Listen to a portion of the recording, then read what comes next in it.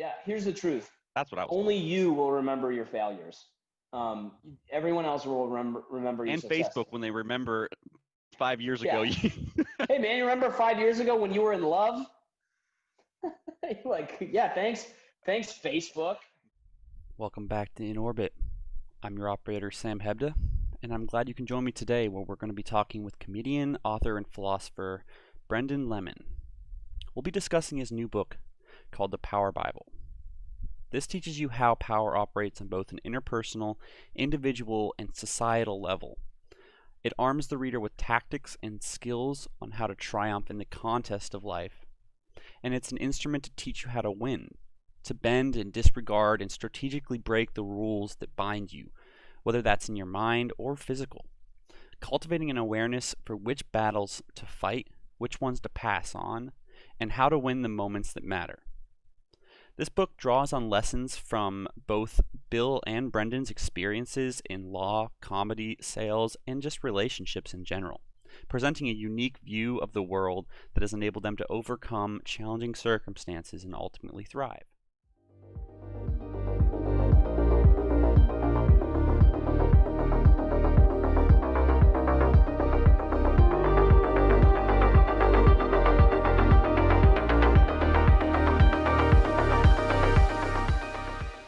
What inspired the Power Bible?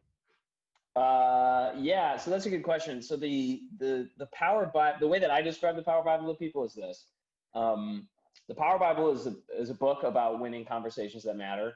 So that's it. It's about sometimes you're in conversations that matter, and how do you Hmm. win them? And Hmm. sometimes winning them is important, and you can Yeah, define winning as however you coming out want to on define top. it. It's getting what you want. Yeah.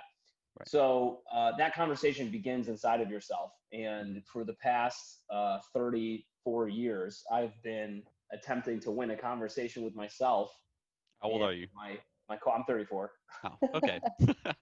and my co-author, who's now 30, he's been spending the last 30 years trying to do the same. And at the losing end of that conversation, I found myself homeless, and I found myself in debt, in a lot of debt, and I knew my life strategies just weren't working. And he Hmm. found himself addicted to drugs. He found himself in some scary places in his life, and we had to reevaluate what was going on. I mean, him and I are really similar people, both philosophy students. I should have known that something was maybe going to end up, financially incorrect in my life when I was like, I'm going to major in philosophy. You know what I mean? I'm going to ask really good questions like, what's the meaning of life, and do you Right. have any change? It was Get down to the it was meat of pre- it. yeah, it was pretty ridiculous. So I like to say also that the book is the book that we wish that we had during the most difficult time that we were working through those sort of personal life circumstances. And it was, I mean, it's been good. I mean, I reread the book myself now and listen to the audiobook, which just was released on Audible and Amazon, which thankfully has been selling really well. Actually, it's people really like it, but it. I listen back to the audiobook. I read the book myself because I need to remind myself of these, of the principles that we talk about in the book, how to win conversations that matter, and that starts with the conversation you have with yourself. So have you always been confident enough to stand up in front of people? Like, I know you do stand-up comedy now, right? Yep, yep, yeah. I've So done you go out and stand up stand in front of for. people. I mean, that's every time I even get on an interview call, I always get that like little jitter, that stage fright or whatever. Just talking to other people. I mean, I think everybody can relate to that. But how do you do It it? Like, doesn't how do you go get up in away. front of?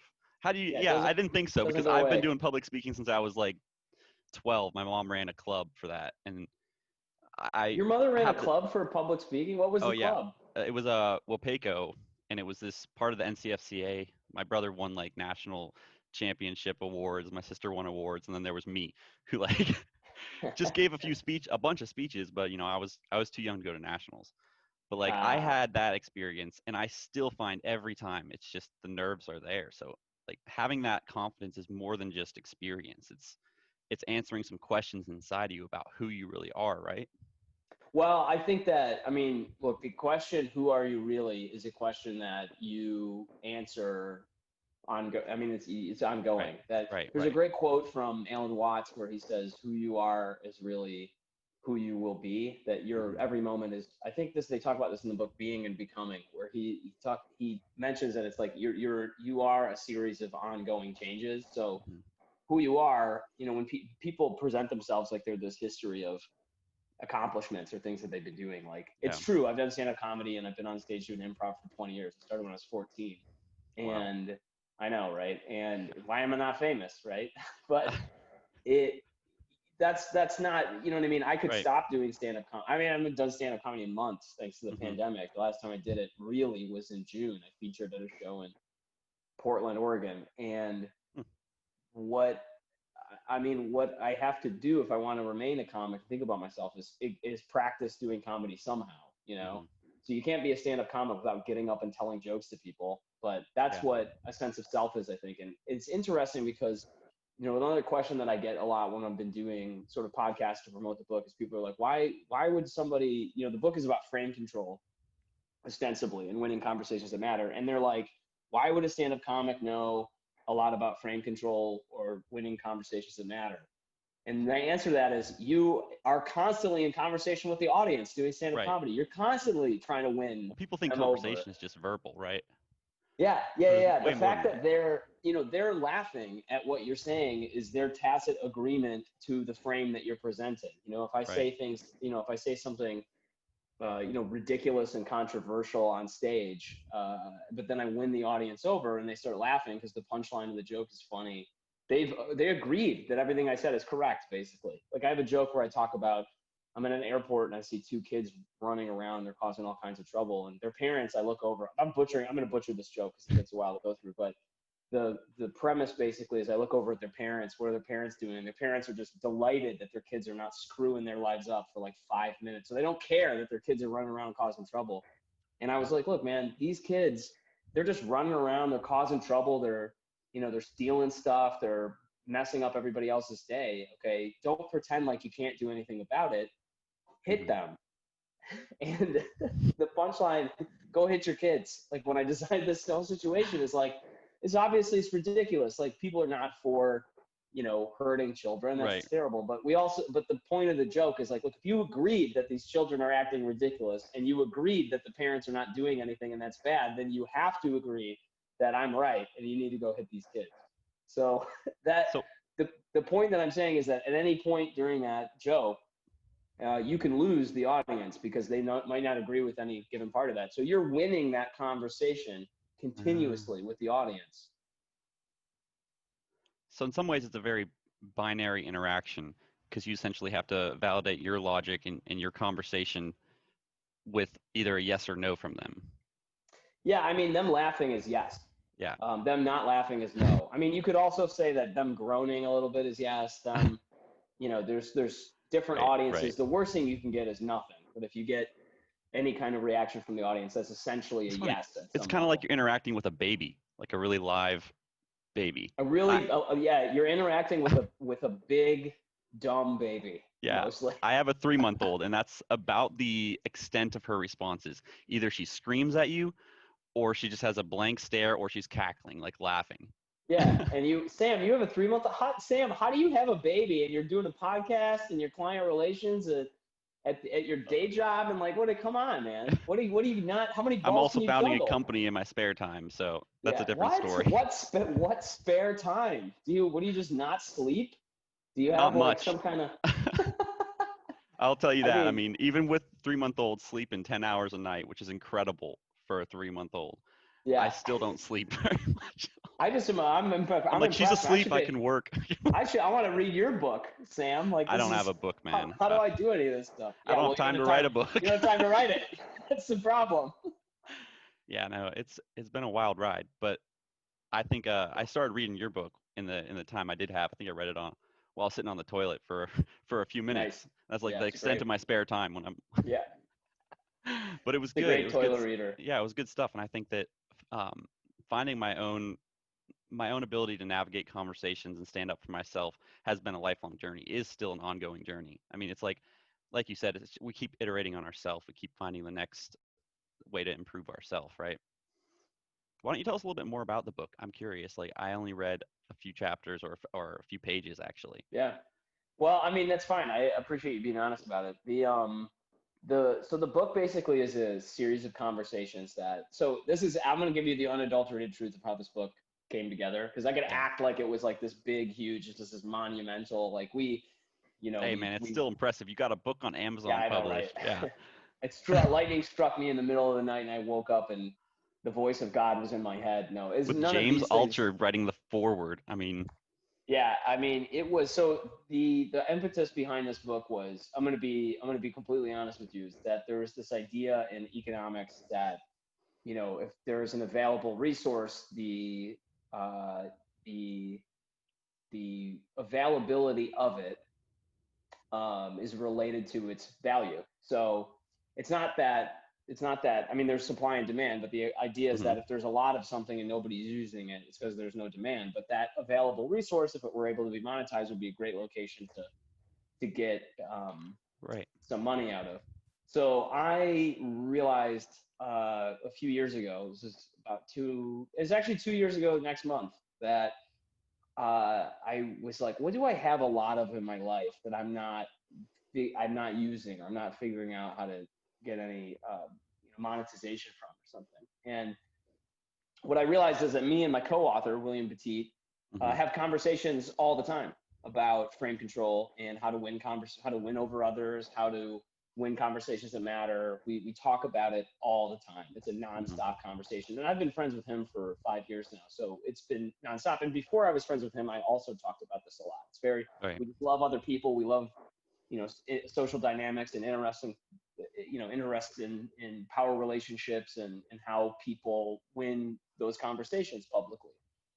So that's why we're both students of philosophy. And so I basically one day just said to him, after we both had talked with James actually about some things going on in his life, and I was like, look, let's actually just start recording these conversations and just figure out if there's anything here.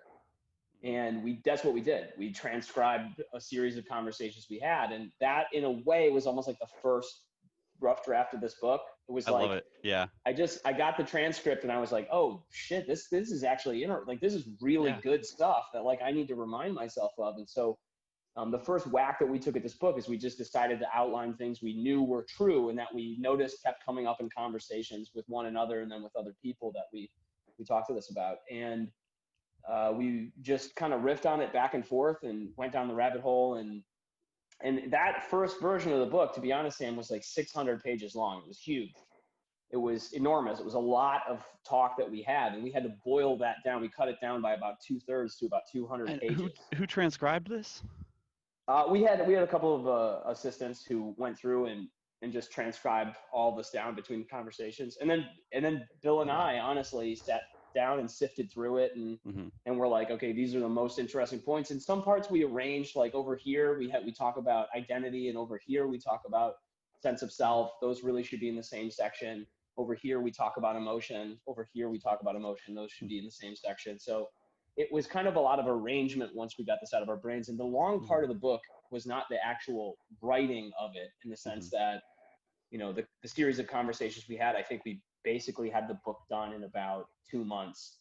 Hmm. But for the Wow. next, you know, 19 months, we edited that book because it was a lot. It was just a Mhm, lot that we cut out of it. And so that's eventually what became the Power Bible. Was just, here's just the densest, most useful, most interesting parts that we could glean out of that sort of long conversation. And then it's kind of weird because then when we recorded the audiobook, it was like we already had this conversation once.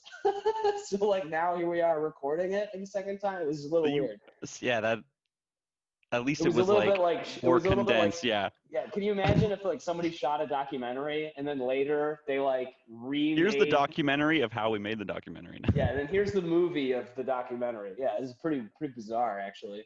So yeah, but that was basically how that all came together. Nice And I mean, James, conversations. I was gonna say James was part of this whole situation because we would send him a lot bits of the book, and Mhm, he really loved it. Was all about it. So yeah, I mean, he's been a big part of the process through the whole thing. nice. So did he We give owe his him a lot. feedback on it? Like, did he give his Yeah, critiques as you guys were writing it?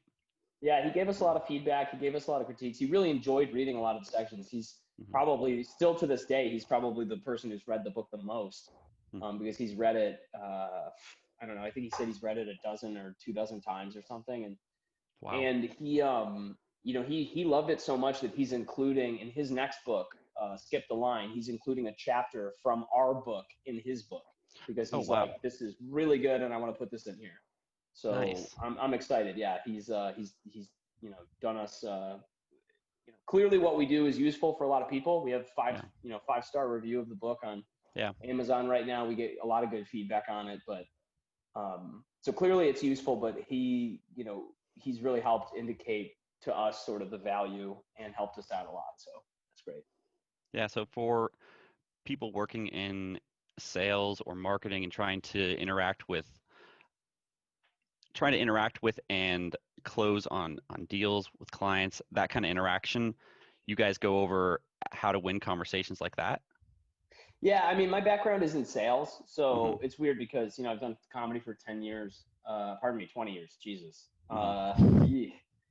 It's just time flies, man. You missed a decade. I've done comedy for 20 years. I was 14 when I started improv, 16 when I started doing stand-up regularly. My day job has been in sales, and particularly early pipeline sales development, which is basically cold calls, cold emails. How do you I have a track record of working at startups and being successful at startups in which people don't know you and we have no brand presence, and we're able to somehow develop a conversation for people we've never spoken with before to get them interested in purchasing and walking them through the pipeline. So I'm pretty good at that. And what I learned, sorry, go ahead if you have a question.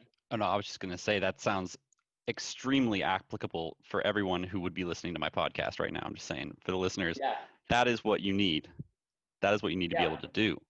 Well, if you want to, this book is good for that. I also have a second book called Cold Call Like a Comedian, which is, I learned really quickly that, turns out improv and stand-up comedy has a ton of lessons that translate exactly into this realm. Right. How is that possible? Things like word economy, things like, rapport gaining, asking good questions, understanding and thinking about bits, talk tracks like bits instead of like telling you about the product. Like a lot of it's psychology of the human mind, right? You're navigating a pathway and keeping people interested enough to keep talking. Yeah, that's correct. And a lot of it has to, it's a performance. It's a short performance. If you're a stand-up comic, you got about 15 seconds to make the audience laugh. So you better believe that whatever you open with has got to be pretty good. Right. And you've got to leave strong. So you got to close on something really good. And essentially, I'm seeing more and more of the correlation here. Yeah, it's you have to, if you don't make the audience laugh at most 15 to 30 seconds on stage, you're going to lose them. And if you are on a cold call and somebody picks up and you don't have something ready to go, you're going to lose.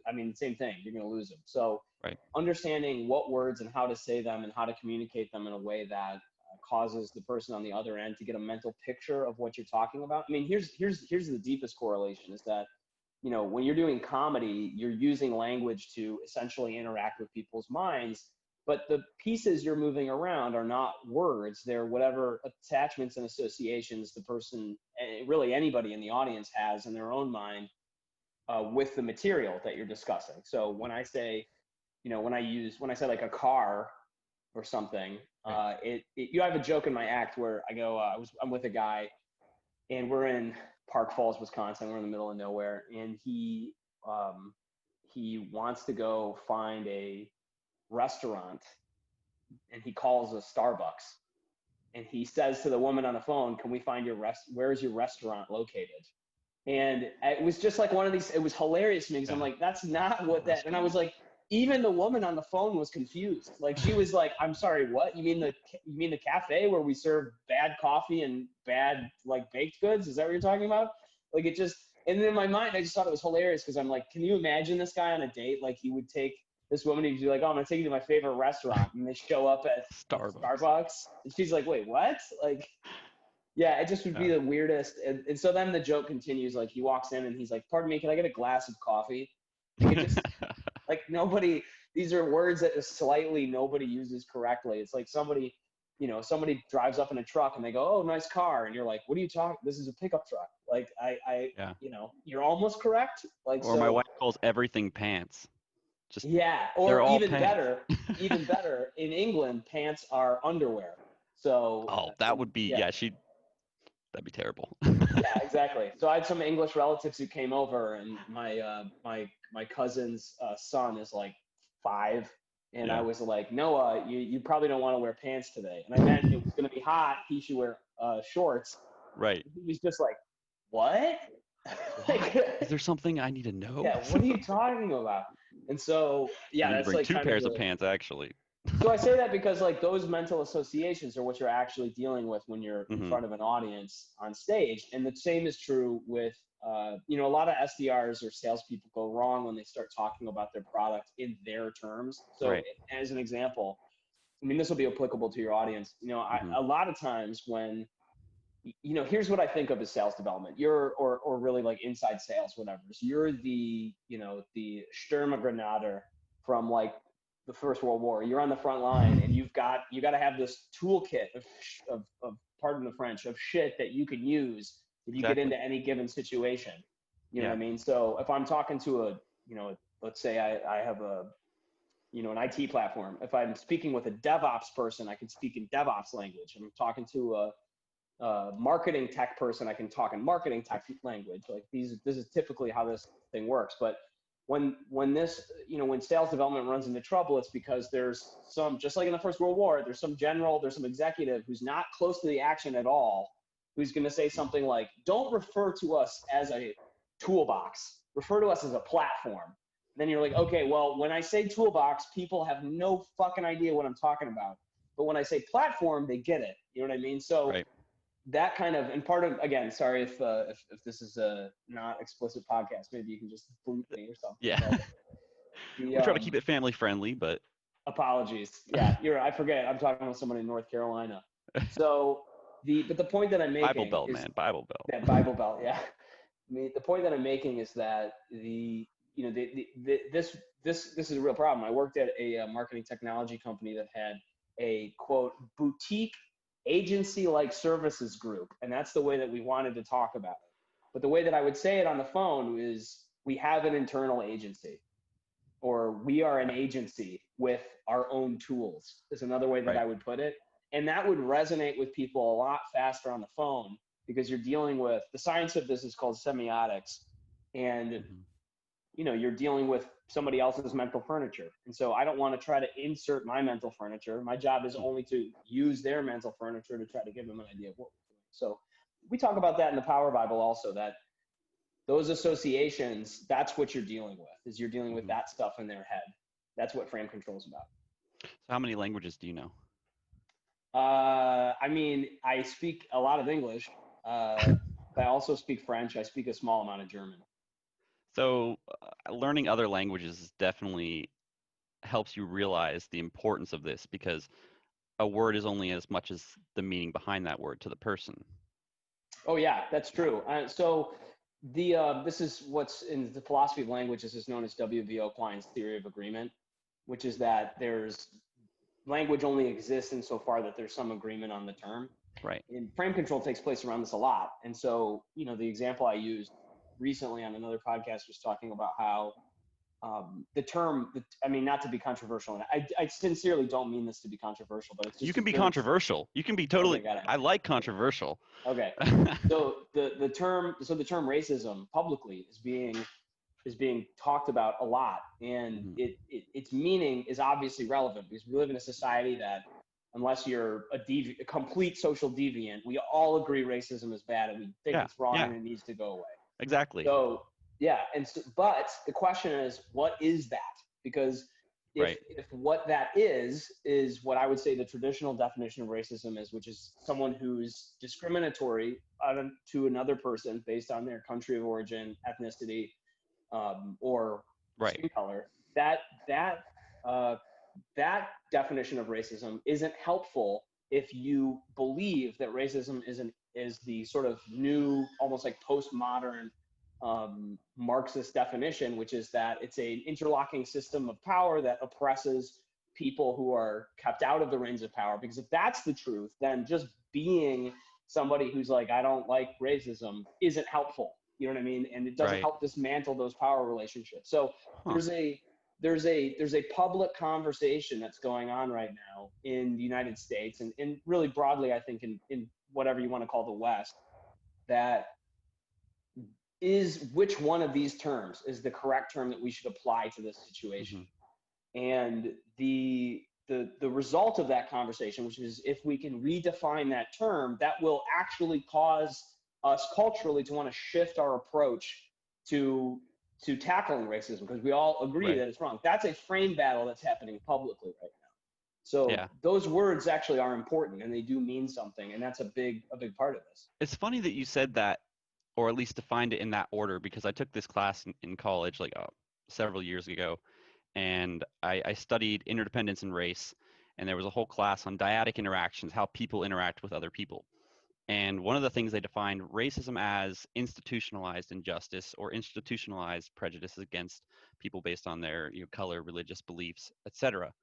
But people define racism as what we actually should be defining as bigotry, which is acting upon prejudice or preconceived notion about someone. But the way you defined it was almost like a new way of viewing it for me, because I saw it's not just how we define the word, but how we take action based on our definition of the word. And if we're just saying, oh, we're not institutional, we're not part of the institution, you're not helping. You're really not helping. Well, I mean, and that's part of, so this is interesting, Sam, because like that's part of that. So that's why what however you want to define, let's say like some people say the new left, or some people say, it's crazy. Whatever, Marxist or postmodern left, or whatever you want to describe it. It's like, that's why the term anti-racist is like such an important term in that group, which is like, it's not enough for me to be like, look, I think it's wrong, and then not do anything. They're like, no, you have to actively go out and try to change these institutions. And I don't know. I mean, that's what, whether or not, and that's why this is an ongoing discussion, which is like, which is the more helpful approach here? You know what I mean? Is it, or which is the approach that makes the most sense? I think that obviously if you think, I mean, if you're someone like me, and have my personal politics, you think that the situation in the United States is completely unsustainable, that it's like, look, you have to, when no one is going to move forward to create the kind of community social environment that we all would like to live in, if not every member of the community feels like they can participate equally. That's that's unsustainable, and it needs to change, and almost nothing else can happen until that happens. That's, if you have my personal politics, you believe that, but I can appreciate that there's a reasonable amount of disagreement in that space where people don't necessarily feel that that's exactly the same. Some of them feel like, look, why not? This is just a self-elect to get into politics. That's what you ought to do. I think America's based on the idea of supporting those types of disagreements. Yeah, I think that a lot of it comes down to people arguing over words when there's really injustice going on that needs to be dealt with. And so that's exactly that kind of frame, that kind of framework gets in the way of advancement out of constructive conversation. I mean, even in my marriage, like we argue about things, and we're like, oh, it's just the way we're defining it. We're actually talking about the same thing, and we both hate that.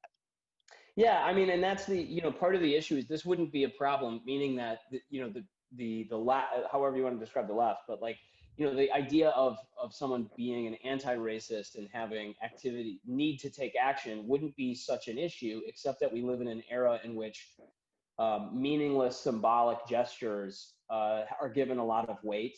And so this is part of the reason why I think the Power Bible is really important. And Facebook added a care button. Yeah, like who gives, you know what I mean? Like you're not doing anything. Like no physical person was, and I hate to say this, but like this is even true. I don't think this is true writ large of the protests that took place, this past year and over the summer. That came from George Floyd and the Marbury situation. I don't think it's true of them writ large, meaning against all of them. But I do think it's true in the sense that there are a number of symbolic protests that take place that don't actually mean anything. Where like it's a lot of, what's that quote from Shakespeare? Sound and fury signifying nothing. Like these are sometimes like here's a good example. The black square on Instagram. You remember that? Everybody had. Oh yeah, the blackout. Yeah. what was the purpose of this? Like I don't know. It's easy for someone, I will say this, it's easy for someone to listen to me and go, oh, this white guy, he doesn't get it. I mean, I put a black tile on my Instagram, but like, I did too, but I also feel like I did the same yeah. thing, and I'm still like, what did that serve? Did it help anybody? Did No. anybody feel safer? Did anybody feel more supported? Like, I just, the problem with living in this era is that the frames are so loosely and inconclusively defined that they can be jumped through and no real progress can be made. So, I mean, I think that what's important in the Power Bible, and just to use this to reflect on the situation, is the Yeah. first half of the book we devote to understanding your own internal frame. You know what I mean? And then articulating that secondly into the world.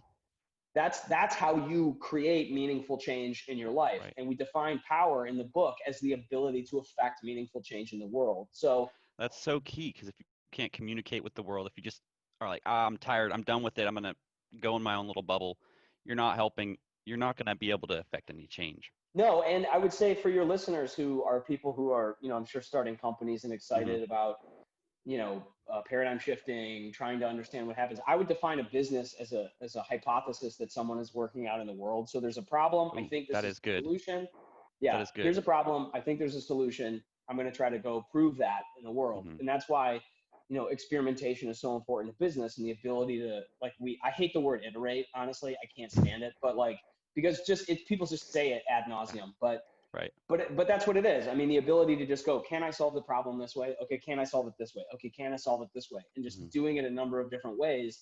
That's how entrepreneurs create businesses and how those businesses work their way out in the world. So it's Right. important to have this kind of experimentation. But the second part of this is that you're attempting to articulate this. You're making a meaningful change in the world. You need to have some power. And all power originally starts with power over yourself and then works its way outward. So let me give you a perfect example when it comes to the Black Lives Matter movement and defund the police, because this is really, I think this is extremely important. There are my family is very split in terms of Mm-hmm. Democrats and Republicans. And there are a number of Republican family members who I have who, when they hear defund the police, have a knee-jerk reaction that's like, not, this is ridiculous. These people are, they're anarchists. They're communists. They want to defund the government. They want to dismantle our way of life. That's how they see this situation. That's the mental furniture that's in their brain. That's me getting on stage and trying to write a joke about defunding the police, and people hearing, Mm-hmm. take apart our government, take apart my way of life. But what they want to say is the police are overvalued and overfunded. And the reason they're overfunded is because their mission creep has gotten to a point where they're taking on tasks that are actually probably better handled by other functions of government, which have been removed in the past, such as community mental health support and homelessness support and Right. and So that and the yeah, way they're social viewing work. it, yeah, the way they're viewing it is different than what it Correct. So actually is. so if I have a conversation with my conservative relatives wherein I want to make the point that the police overreach has gotten too far and its scope is beyond the mission statement, we've gotten too far into mission creep. I don't use the term defund the police. I say police reform. We need to get into police reform. The police need to be reformed as an institution. And a number of them, after walking them through that conversation, will go, okay, yeah, I'll agree with that. I don't think the police need to, if a homeless person is on the side of the road talking to himself and he doesn't have a weapon and he's not hurting anybody, calling the police to come and arrest this guy, I don't think that's going to help anybody. You know what I mean? Mm-hmm. Maybe we need a different group to handle that. Many people in the defund the police movement have that exact, some people are very radical in that movement and just want to get rid of them altogether. But many people, most reasonable people, have that belief. And if you articulated that belief using the mental furniture of the people on the opposite side of the political spectrum, the progress you would make in the conversation winning them over would be a lot greater. And that is a conversation that matters. I see what you're saying. So in terms of people taking control of the conversation, right? As founders, as people reaching out to grow their network, meet new people, how does the personal positioning come into this? And how would you say they can put themselves in a position where they're an expert on a subject? Well, that's a good question. I think the first is you're going to have to actually develop a unique perspective. I mean, I think that Jeff Gitomer has a book called The Little Red Book of Sales, and I read it like 10 years ago, I want to say, when I first started doing sales. I was like, I should probably learn something about sales. And the number one thing in the Me book, when I started working in marketing. yeah, I should probably learn something about marketing. Should probably figure this out. I got a job at this company. Yeah, my doing background's this. in biochemistry, chemical engineering. Like, I should probably learn something about my job. yeah. So, well, if Donald Trump has shown us anything, it's that you can get to the top of the job and not know a thing about it. So I think regardless of your politics, he was never a politician before. So anyway, where this is going, basically, is that Jeff Gitomer, his Little Red Book of Sales, has like a series of steps that you have to take, if you want to be a successful salesperson. And the first one is get sold. And I really love that. I think about that a lot because you have to really believe in terms of sales, you have to really believe in the thing that you're selling. Right. You have to really understand that this is true. And that's why the entire first part of the Power Bible is devoted to understanding your own inner frame. And we really like the concept of anti-fragility. And I forget who developed that book. I'll remember it in 1 second. But the concept essentially is that I'll remember it in a second. But Okay. you want to develop this concept of anti-fragility. So experiment, try stuff, learn stuff. Like, Right. So if you want to become an expert in a certain area, you're going to have a lot of deep knowledge on it. Now, whether or not that's, Malcolm Gladwell's 10,000 hours, the ability to put yourself in a position where you're essentially learning quickly, trying out new things, getting that kind of feedback. And then the second part, I would say, especially if you want to produce some kind of expertise, is then beginning to produce content around it. And that content ultimately, firstly, is self-serving. The reason I say produce this stuff is because you want to type up or write out, or you actually want to produce something outside of yourself that reflects back to you what you actually know about the thing that you're doing. You can walk around with this stuff filtering around your head a lot, but and maybe you have a different personality type than I do, but I'm an extrovert, ENFP. I type on the DISC method, whichever one you say. I have to actually have a conversation. I have to produce something in order to recognize that I was like, oh, actually, I do know a thing about this. But maybe you don't have to do that. But the idea is to get it out of your brain and into the world. I definitely have to write it down. If I don't write it down, man, it's just neurons firing. If you write it down, then you can reflect on it. Reflection is key. You have to be able to see. Yeah, well, you have to, what I'm a big fan of, I would write down like my goals, for example. I write down the same goals every morning. I have a it's a huge waste of paper. Hey man, I have sticky notes everywhere. I mean, I have sticky notes on the back of my keyboard here. Just yeah, I do the same thing. If I have to remember something, I'll put a sticky note on the computer screen. Yeah. But right in the center, then you cannot avoid that. Yeah, you're like, oh, that's right. I have to go pick my child up 4 hours ago. So the point that I'm making though is, just reflecting that and getting that back to you is a good way to kind of start absorbing that stuff. And if for somebody who's out there, there's a lot of people I think in this community of entrepreneurs and community of creative types who have a lot of self-doubt. And they have a lot of this big question of like, I don't know, can I do it? Do I feel like I can do it? I think they're pushing themselves, and they're the ones that fail. They're the ones that get out there. They may have had a startup that didn't work out. They may have gone under. Well, everything doesn't work out until it does. That's a really good. I would just encourage everybody to remember that because, there are ultimately, I mean, this is a metaphysical question. There are more ways for things not to work than there are ways for things to work. Right. And, the job of an entrepreneur is wielding chaos, is taking amorphous chaos and making order out of it. And it wouldn't be, the reason the opportunity is there is because somebody else hasn't already done that, so that's why it's difficult to do every day. And the amount of self-doubt that you have is reasonable if you're a reasonable person. If you don't have any self-doubt, then this doesn't apply to you. You're probably already successful. And you're also probably a psychopath. I was literally going to say that. Yeah. I by the way, if I could do this whole thing again, if I could be born again and come back, I would choose psychopathy every time.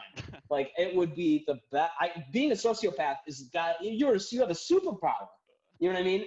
everything that goes wrong is someone else's fault, and you're the one who produces Not everything your great, problem. and Yeah. you don't care about hurting people. That's amazing. Like, I mean, you would be a horrible person, no doubt. You're a terrible person, but you don't care about that. Like, If you were a sociopath, you would not care that you were a sociopath. Exactly. so the point that I'm making, though, is the rule of experimentation that I really like, and James Altucher calls this the rule of 10,000 experiments, is when you start experimenting, you're going to get feedback one way or another. That's going to tell you a lot, and it's going to tell you how to succeed. It's going to tell you how to fail. It's going to tell you a lot about what you're going to do next and how it's going to work. It's going to stretch your edge, and you're going to learn something about yourself. And when you become the person, and this is some Power Bible stuff right here, when you become that person, when you think about yourself as the kind of person who just continues to experiment, at first it'll be like everything's failing, but then you identify with the hustle. Then you begin identifying with the success. And then you'll begin, I'm not just the guy who does 10,000 experiments. I'm the guy who finds the one light bulb that actually works. Like that's the mental shift that you need to go through. And that changes you at the level of identity. And people who are afraid, who are feeling the fear of the trepidation of walking through that threshold into the place where they're changing themselves, that's a real fear. And we talk about that in the Power Bible, is who you are in terms of who you were was extremely important to your identity socially. That we evolved in an environment which had at most 150, maybe 200 people for the broadest part of human evolutionary time, since we were, Australopithecus afarensis. It's millions of years of time. And the issue is that our brains were not meant to exist in this environment. Human civilization is at best 100,000 years old. Like almost none of this has happened. We're left with hardware that's from a completely different environment. It's why people have knee problems and foot problems, is because your feet and knees evolved from creatures that used to hang out in the trees. But back then you had to get out there and fight, or else you were gonna starve. So for somebody who doesn't have to, but they want to, say here's an example. So you have a founder or somebody with an idea, and they've never really experienced a big failure, a big loss that started this process of just accepting who you are and building on that. What would you say, how should they get across that line, across that barrier? The question you're asking is, you have a founder who's never experienced big loss. Maybe not a founder wasn't the right word. An entrepreneur who wants to start a company. They have an idea, but they want to start this process of grinding, getting out there, trying, gathering data, and then improving on themselves. Yeah, well, I avoided using the word iterate. Yeah, I appreciate you doing that. Look, here's the way that I would do it. I would write down, depending on what the business is, I would write down, here's 10 crazy ideas that I think might not work. But if they did, it would be crazy. And then I would do all 10 of them. I would put down on the calendar. I like that. A time to do each one of them. And make sure that this is just business savvy 101, is just make sure that your downside is limited on any one of those. You know what I mean? But things like reputation management, people overestimate the value of these kinds of things. Unless literally you're like Donald Trump and your entire net worth is just wrapped up in your name and reputation, you're fine. You will be fine. You will come back. You know what I mean? But make sure you can limit the amount of financial exposure that you might have to have because of this idea, and then attack the ideas you don't think work. One of the things that Bill and I did, and this is how we got the relationship with James Altucher, we started writing an email every day to somebody we didn't think who would respond to us. We were like, whatever, we're just going to write an email. We're going to send it out to the ether. And if nobody writes back, then exactly what I thought was going to happen happened. And if somebody did write back, now I'm in that reality. So, it's funny, I've been doing that. I've not been doing that every day, but I've been doing that for a long time. Just sending out random emails. You will be surprised by the things that work out. There we go. If you did it in 3 months, you would be drowning in relationships with really high value people, basically. Well, yeah, I think that's a great piece of advice, though. 10 things that you don't think will happen, and just try to do them. But going on the point you said about that, like to negate the financial impact they could have. I think people put way too much weight on reputation. Like you said, what would you say the value of your reputation and personal positioning is in terms of putting yourself out there and failing? I don't care. You think I care? I'm a stand-up comic. I get up and fail all the time. Most jokes are not funny. people most feel like the material internet's isn't funny. forever, right? They've been told Yeah. forever, like, don't put that picture on Facebook. It'll be there when they're going to search through your job application. Like, Yeah, here's the truth. that's what I was Only told. you will remember your failures. Everyone else will remember your And successes. Facebook, when they remember 5 years Yeah. ago. Hey man, you remember 5 years ago when you were in love? Like, yeah, thanks, Facebook. I'm I guess happily I didn't married get and have a enough kid of this. now, but thanks, I know. Facebook. I guess I didn't remember. I guess I didn't get this enough when I was 12 years old for middle school pulleys. So I mean, here's the thing. My philosophy comes from the world of comedy. I'm gonna get up every night. I'm gonna grind. I'm gonna try out material until I know it doesn't work, or until I figure out how to get it to work. That's the commitment you need to be an entrepreneur. It's extremely frustrating. It's hard to do. And that's what you need to do. You just need to experiment. I mean, and you will, my advice is this, you will learn more. So let's say you go through this experiment where you go, I'm going to try 10 things, Brendon. I'm going to see if they're going to work out. None of them work out. 0 of them. You try all 10 of them and you're committed to them working, and 0 of them work out. Okay, go write 10 more. And now you got so much knowledge from the first 10 that now I almost guarantee you one of these 10 is going to work out. Probably what will really happen is by the time you get to number 4 or 5, you're like, I know for a fact that the next 5 or 6 are not going to work out for these reasons that I've learned. So I got to go back to the drawing board now and work this up. That's how this stuff works. And yeah, I mean, that's been my experience of it. That's great. I highly recommend that for our listeners. And I want to know from your personal experience, I know that you have worked in a bunch of different situations. You worked overseas in the embassy and in France, right? Yep. But how would you say you've used your network and your personal experience to your advantage? I mean, getting the book forwarded by James Altucher was pretty good. That's a good one. Getting on his podcast a few times. I've been on the Yeah. James Altucher show a few times now. I've been on the Comedy Central podcast. Comedy Cellar podcast. Goodness gracious, Comedy Cellar podcast with Noam Gorman, who owns the Comedy Cellar. It's the most famous comedy club probably on the whole planet. And and I've been on that podcast. That came through a network connection. I've been on Compound Media a number of times now through network connections.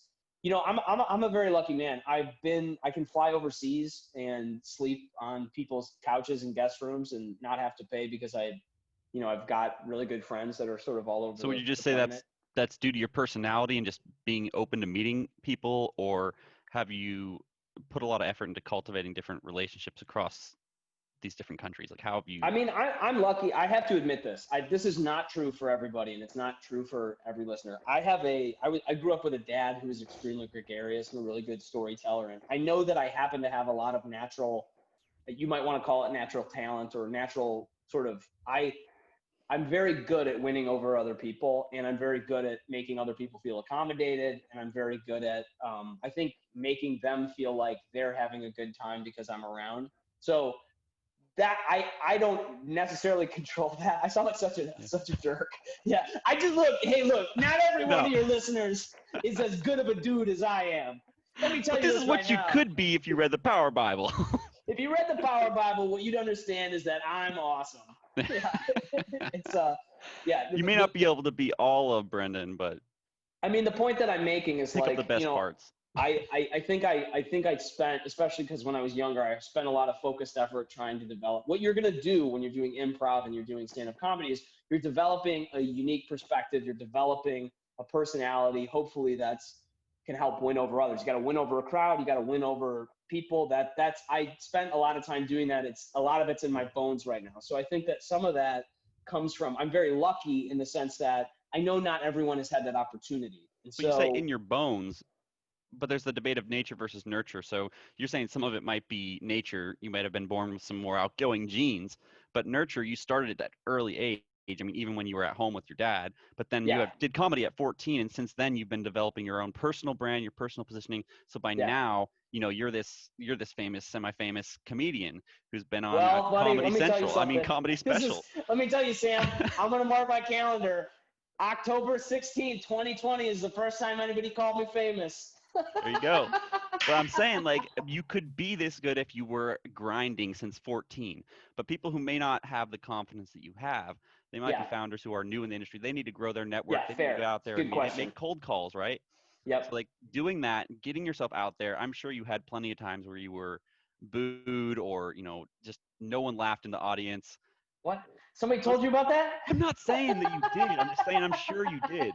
But like you're going to have failures and you're going to have calls where people yell at you, but Yeah. you got to do So them. You got to get yeah, data. Otherwise you can't gotta get into improve. it. Yeah, you gotta do it. The way that there's a lot of different ways that I think about this, but the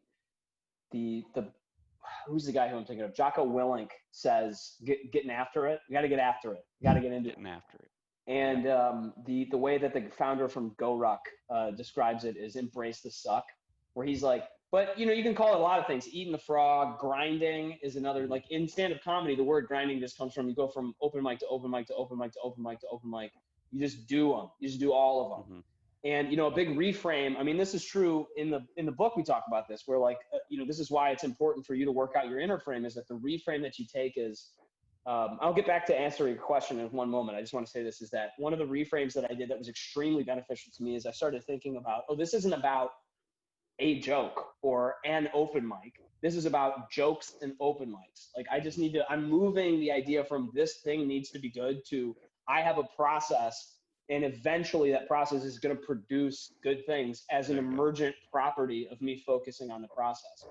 So, I mean, I think people who are addicted to potentially victim thinking tend to think this didn't work out. And you're like, well, it just didn't work out because that one didn't work out. Like it just keep doing. Edison, had 1,000 light bulbs or something. But just to get back to answering your question about how do you cultivate this network, I think that something that I've been able to do that I think is very helpful is just honestly just staying in touch I would recommend one thing, which is go check out 6 Minute Networking by Jordan Harbinger. It's a really good program.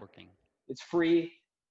He's not going to, I think you share your email address with him, but it's like, he's not going to market you a bajillion things.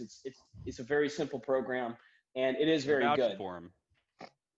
I mean, he's a friend. It's a great program and it works. And the second thing about it is if you just try to figure out, and I mean, again, this is an example of, this isn't a silver bullet, but this is a process that I'm giving you right now that will eventually work out for you. Go figure out, just ask yourself this question in every conversation. What can I do that will provide value for the person I'm connected with or speaking to? And how can I help them promote their interests?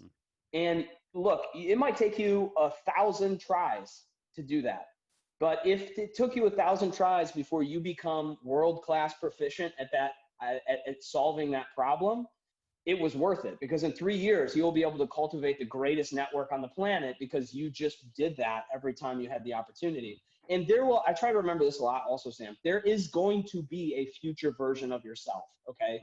We're having this conversation on 10/16/2020. There will be a Sam and a Brendon in 10/16/2021. And you and I will be those people. And unless we have some weird sci-fi channel body switching situation, I will be the Brendon in that situation and you will be the Sam in that situation. And we are a lot like those people right now. Right. We share similar bodies. We share similar life experiences for the most part, but we are not them, but we will be them one day. And what you want to do now is make investments in the well-being of that person. So what can I do today that'll build out an investment that person in the future can reap? Because you're going to be them either way. So are you going to be good to them or are you going to be bad to them? And that's one of the things I like to try to keep in mind is I want to think about future Brendon. So if it takes me 3 years to get to a place where I'm world-class at cultivating, adding value to others people's lives and understanding how to promote their interests, it's absolutely worth doing, because in 3 years, that Brendon, the guy who I'm going to become, is going to be amazing.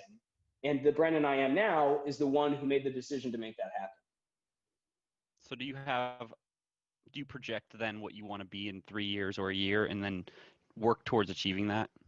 Oh yeah, without a doubt. That's why I write those goals down every morning. Do you have like an image, like he's wearing a suit and tie and a jacket, that Brendon? Yeah, I would say if you have an image that motivates you, focus on that image. What I tend to focus on mostly is a feeling of like relief, or like, oh my God, like right now, one of my goals is I really want to have, I mean, this is true. I love Traverse City, Michigan. Big fan of Traverse City, Michigan. I encourage everybody to go there. There's a lot of direct flights. In fact, from North Carolina, you could fly from Raleigh, Durham, all the way to Traverse City, Cherry Capital Airport. And it's an amazing place. I know, right? They should pay me. And so I love it because it's a great location. And one of the things that I want to do now is I want to buy a triplex or a duplex. I mean, pardon me, a triplex or a quadplex in that location. It's a 3 or 4 family unit home because I'm like, you know what? I want a house in Traverse City, but I don't want to just pay for my house and have nothing else there. I'm going to buy a situation in which the house is going to pay for itself. And then anytime I ever want to go out there, I can just fly up and spend time at my house. That's motivating for me. So Yeah. I think about that a lot these days. You know Yeah. what I mean? Yeah. I don't know when that's going to happen, but whenever it does, I'm going to pull the trigger on it. Cool. I like that. Yeah. I hate to do this, but I actually do need to get rolling. Hey, no problem, man. I really appreciate you taking the time out of your day to talk to me. It's been a pleasure. And for our listeners, go check out the Power Bible on Amazon. I'll send you the link, and I really appreciate Sam.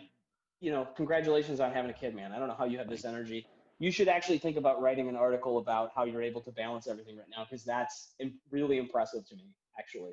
Well, thank you. It comes with a lot of self-discipline.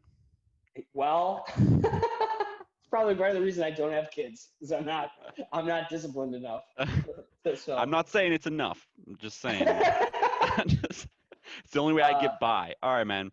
I'll let you go, so but I really appreciate it, and take care. All right, bye. Bye.